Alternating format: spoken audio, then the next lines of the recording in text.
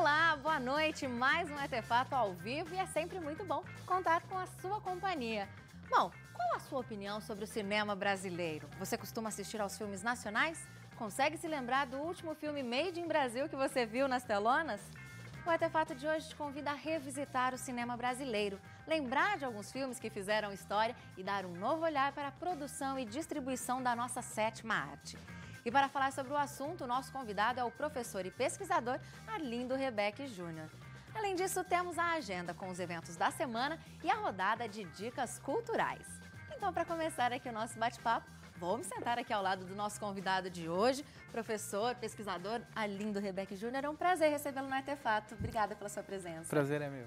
Boa noite. Boa noite. Bom, lembrando que você aí de casa já sabe, né, que você pode dar a sua contribuição ao programa, ainda mais que nós estamos aqui ao vivo. Então, se tiver perguntas ou comentários, é só enviar pra gente através das redes sociais da TV Unesp. O endereço da nossa página no Facebook é www.facebook.com/TVUnesp e o nosso perfil no Twitter é o @TVUnesp. É só comentar usando a hashtag Artefato. As participações são sempre bem-vindas, viu, gente? Bom, para a gente começar aqui, então, o nosso programa, nossa entrevista, professor, com esses tempos, assim, de tantas mudanças estéticas, novos olhares, algumas, não muitas leis de incentivo, né? Queria que você dissesse para a gente como você vê o cinema brasileiro hoje, né? Um panorama aí do cinema brasileiro no quesito produção, criatividade. Bom, o cinema brasileiro, eu acho que assim, primeira questão, acho que não existe, de fato, um cinema brasileiro, né? O que existe é uma heterogeneidade de estilos, uma heterogeneidade de cineastas trabalhando com diferentes linguagens, né? Em diferentes gêneros. Então, a gente tem uma produção bastante interessante sobre documentários, né? Esse é um exemplo de grande força dentro do cinema brasileiro. A gente tem um cinema brasileiro também ainda muito autoral, isso é muito bom em termos de linguagem, de produções bastante inovadoras e experimentais. E tem cineastas também trabalhando diálogos com outras mídias, né, em certas convergências. O cinema brasileiro está dialogando, né, contemporâneo, muito, de fato, talvez uma das, dentro da sua tradição, ele está dialogando bastante com a tradição literária, né, talvez nunca antes visto um diálogo tão intenso com a sua tradição contemporânea de literatura. Né, tem vários exemplos, né, nesse sentido. Então, há uma heterogeneidade muito grande, me parece, hoje dentro do cinema brasileiro, embora essa heterogeneidade nem sempre chega ao público, ao grande público. Né? O que temos talvez seja um pouco mais do mesmo. E esse cinema um pouco mais experimental, né, mais autoral, fica um pouco restrito a alguns circuitos muito reduzidos. Né? Até para quem está nos assistindo e está interessado até em pesquisar mais, conhecer melhor aí essas novas caras do cinema nacional, quem que você indica aí? Alguns diretores que têm se destacado nessa cena? Bom, dentro dessa cena eu acho que vou pegar dois diretores, né, para ficar talvez ser de um modo bastante didático. Vou pegar um documentarista, né, o João Moreira Salles, é um documentarista bastante conhecido, ele é irmão do Walter Salles, o outro cineasta. Né?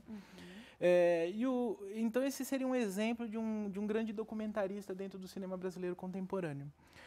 Em relação a um cineasta que produz, né, ficção e produz de uma maneira bastante contundente em termos de experimentação de linguagem e de explorar certas temáticas, eu diria que existem aí vários, mas um que me chamou muita atenção atualmente me chama muita atenção é o Kleber Mendonça.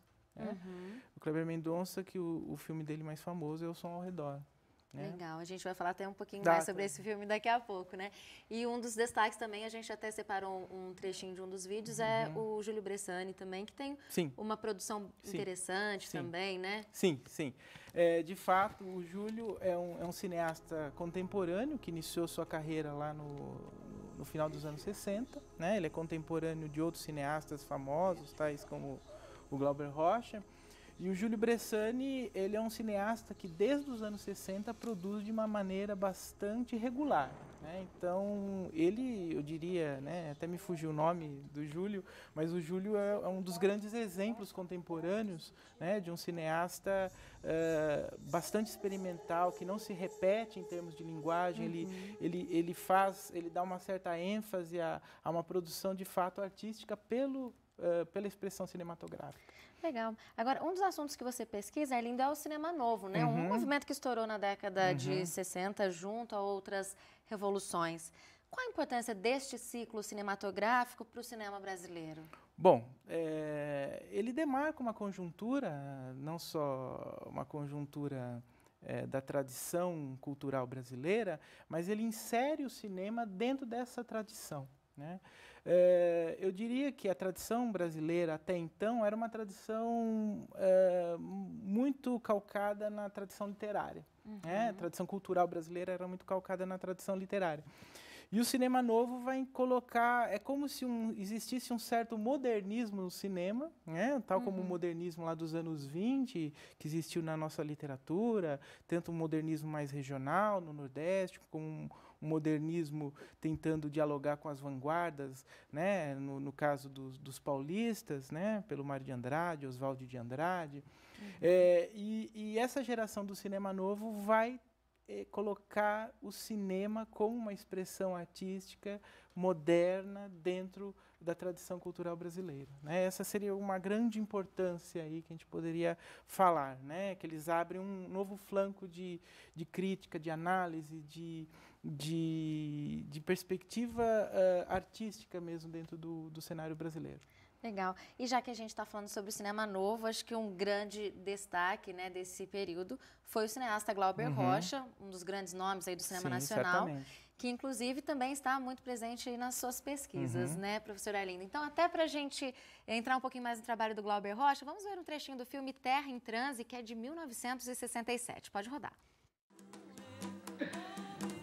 Olha, imbecil. Escuta. A luta de classes existe. Qual é a sua classe? Vamos, diga.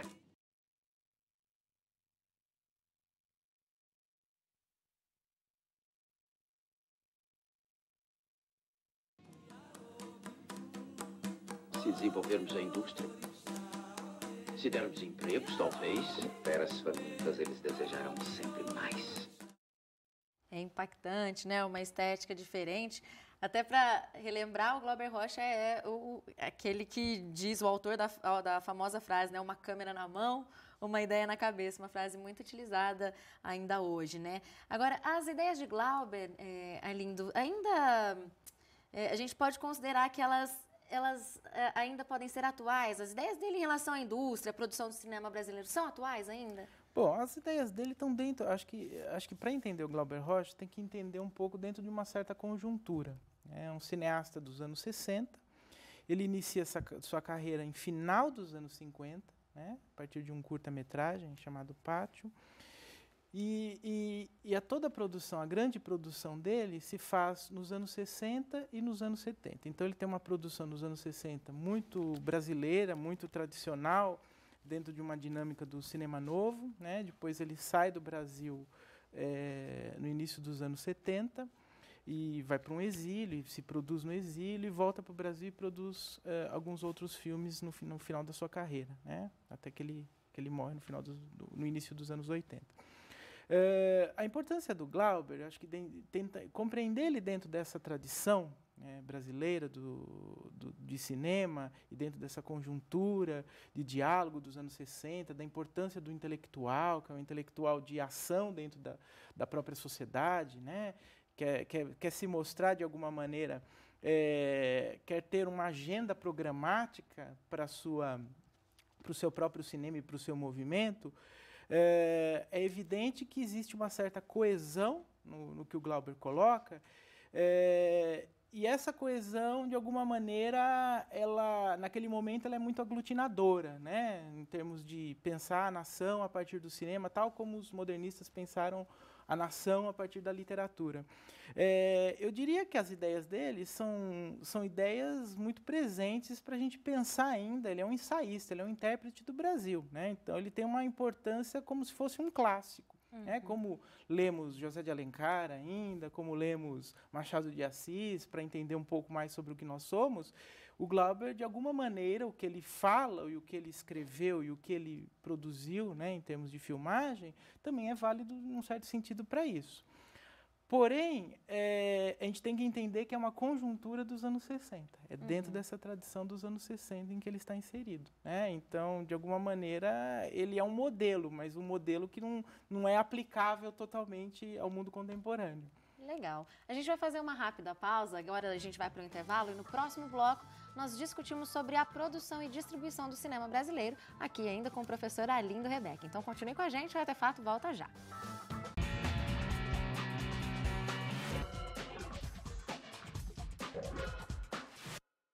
O Artefato está de volta e hoje a conversa é sobre cinema brasileiro. Para falar sobre o assunto, recebemos aqui o professor e pesquisador Arlindo Rebeck Júnior.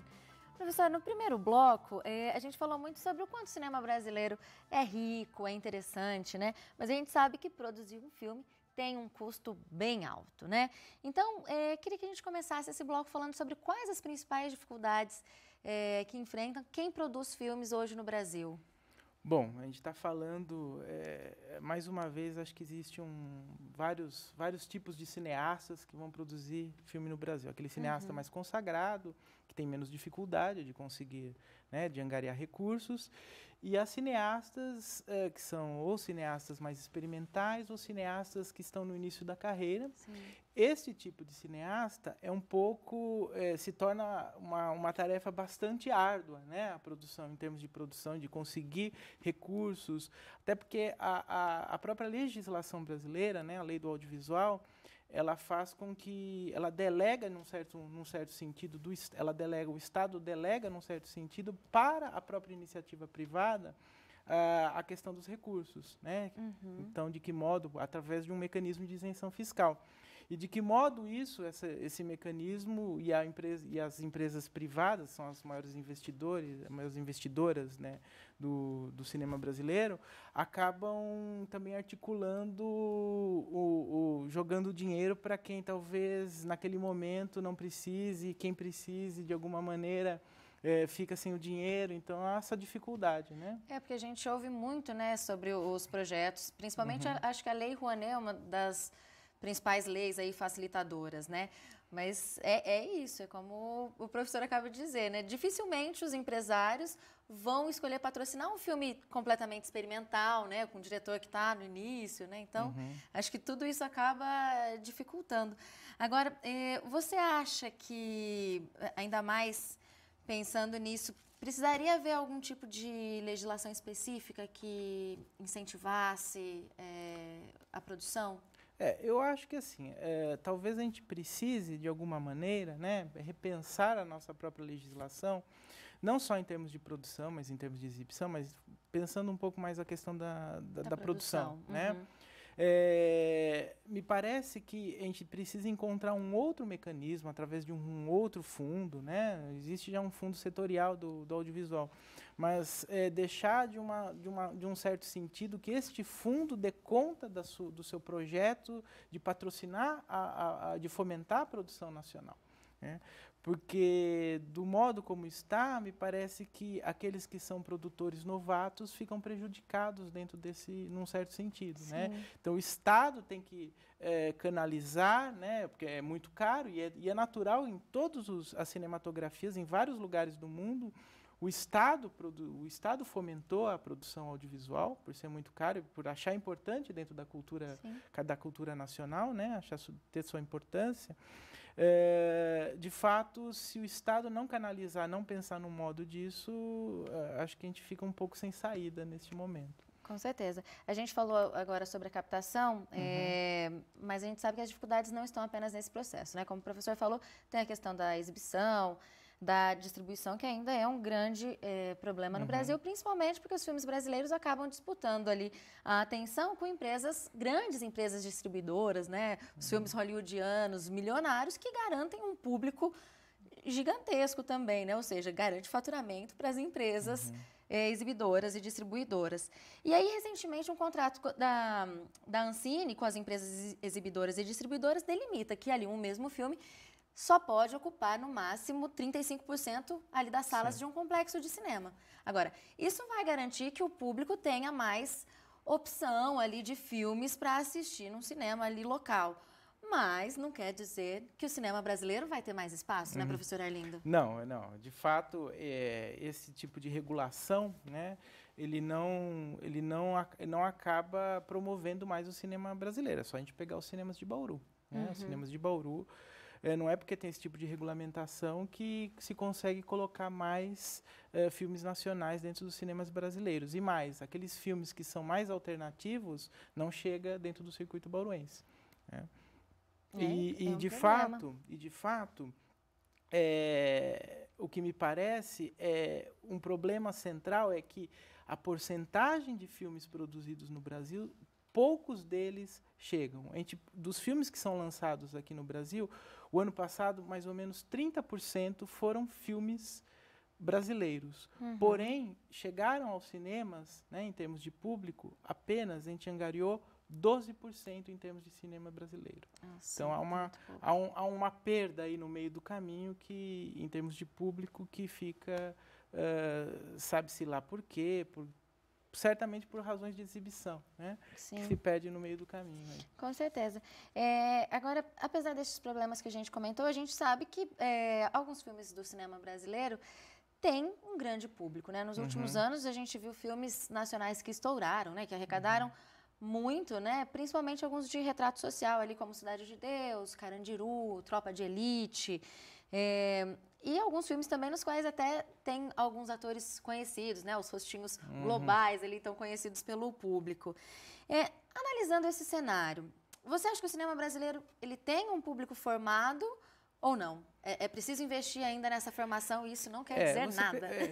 Você pegou duas matrizes aí. Uma matriz é dessas comédias, né? Eu acho que o Brasil tem uma tradição das comédias, porém, a matriz dessas comédias são muito calcados ainda no diálogo com a televisão. Então, são atores que aparecem, muitas vezes são histórias que primeiro aparecem na TV a cabo, em certas ficções, e depois se desdobram num filme, né, num filme que acaba sendo 1, 2, 3, 4 e aí vai.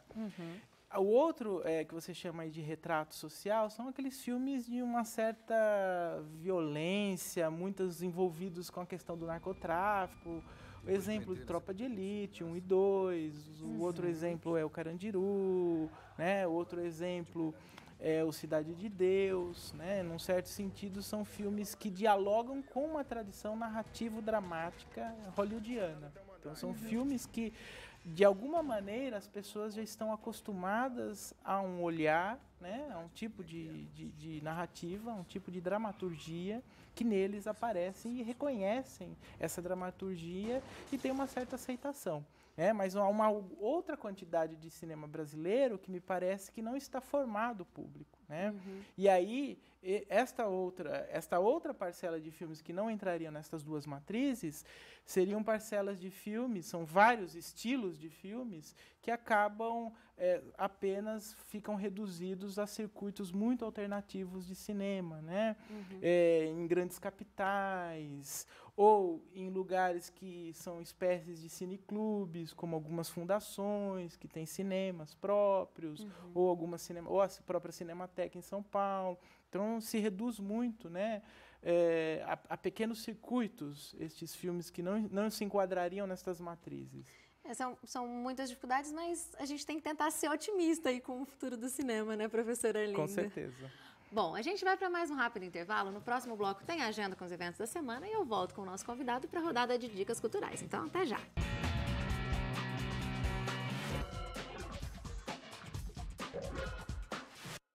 O Artefato está de volta e chegou a hora da agenda cultural.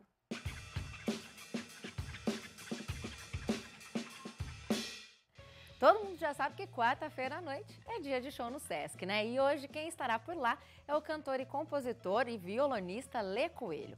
Com mais de 15 anos de carreira e 4 discos gravados, o cantor irá apresentar algumas músicas do último disco dele, o Tuvalu, uma história oral do nosso tempo. Esse disco foi lançado no ano passado. Vamos ver um trechinho desse trabalho. Avaliando a sensação de liberdade, eu me mudei pra zona nobre da cidade. Num condomínio, minha paz pude encontrar. Imagine o mundo inteiro vivendo e morando lá. Tem yoga pra Maria, videogame pra você, até lá na portaria, nego usa LCD. É mais um dos representantes aí da nova música popular brasileira, né? Então o repertório do show também terá canções de outros compositores dessa nova MPB que exercem influência no trabalho deste cantor. Então, anota aí, o show do Lê Coelho será hoje à noite na área de convivência do Sesc, às 9 da noite, com entrada gratuita. Bom, a nossa próxima dica vai para quem curte música erudita. O Sesc leva ao público o trabalho do músico Jacques Morelenbaum.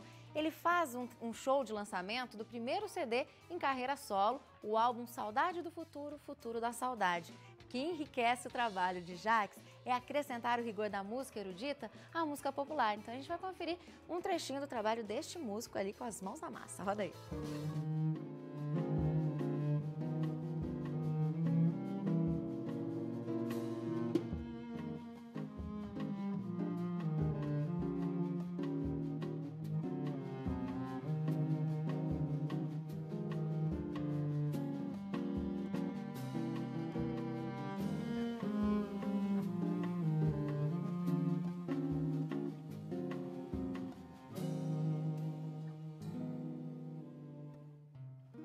Eu escolhi aí para ilustrar essa música do Caetano, que é uma das minhas preferidas. E como a gente viu no vídeo, neste novo trabalho, Jacques Morelenbaum, ele apresenta músicas em que ele homenageia vários mestres com quem tocou ao longo da carreira, como Caetano Veloso, Tom Jobim, Gilberto Gil e João Gilberto. Pelo jeito vai ser um showzão, né? Então se você quiser conferir, o show será amanhã no Teatro Municipal, às 8 horas da noite, e o ingresso pode ser comprado no Sesc a R$ 25,00 a inteira, R$ 12,50 a meia entrada e R$ 7,50 para os comerciários. Agora, continuando a nossa agenda, no próximo sábado, dia 7, será a abertura da exposição Outra Palhaçã, de Eva Furnari. O espaço irá apresentar a obra da escritora e ilustradora por meio de recursos cenográficos, tecnológicos e elementos lúdicos. O trabalho de Eva é marcado pelo bom humor e o nonsense, contados através de paródias, trocadilhos e metalinguagem. Bem interessante, a escritora tem mais de 60 livros publicados que alcançam desde os pré-leitores até os adolescentes. Então lembrando aí que a abertura da exposição é neste sábado, às 16 horas, e com a meninada aí de férias escolares, né, uma ótima oportunidade para os pais levarem os pequenos lá no Sesc para conhecer esse trabalho.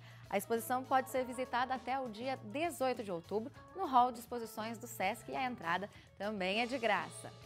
Agora, esse evento é para quem ainda não decidiu o que vai fazer no domingão, gente. Durante o dia todo, irá ocorrer no Museu Ferroviário aqui de Bauru uma comemoração pelos 20 anos do Grupo Bauruense Sociedade Amigos da Cultura. Quem for lá vai conferir diversas apresentações artísticas com ateliê para adultos e crianças, teatro, apresentações musicais e de dança, lançamentos literários e exposições fotográficas.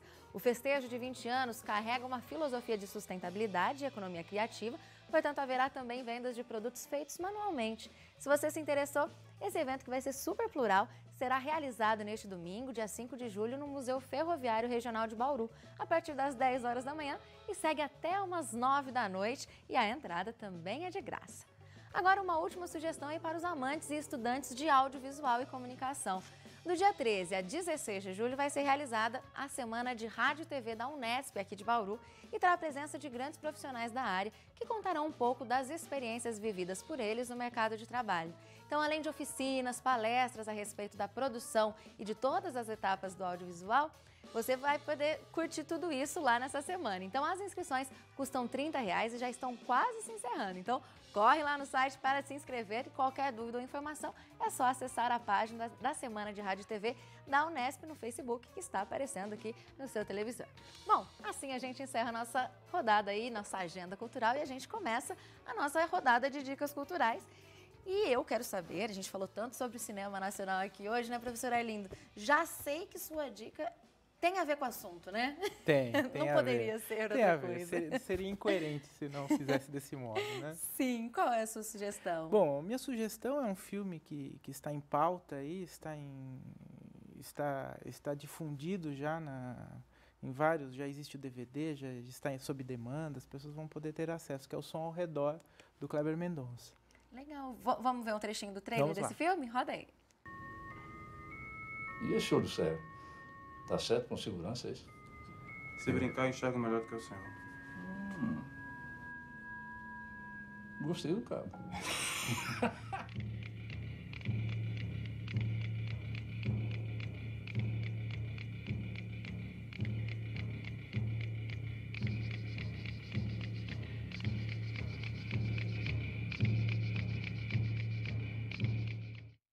Tem uma linguagem bem interessante, né? Bem, o filme é sobre ele faz uma crítica bastante ácida sobre a família patriarcal brasileira, né? Sobre essa tradição patriarcal. E é um filme que vale muito a pena ver. Acho que só isso que eu tenho que falar. Isso aí, então fica o convite aí para quem está em casa conhecer esse trabalho super bacana. Professora Arlindo, o programa já está chegando ao fim. Quero agradecer muito a sua presença, por ter vindo e contribuído com todas as informações. Obrigada, viu? De nada. Bom, você aí de casa já sabe, né? Semana que vem tem mais Artefato e a gente encerra o som de Lê Coelho, que se apresenta daqui a pouquinho no Sesc. Uma ótima semana a todos vocês. Espero na próxima semana, hein? Tchau, tchau. Espero anoitecer. Seu corpo ainda é minha madrugada. Sereno em meu prazer. Sua falta me faz crer que a vida é quase nada. Saudade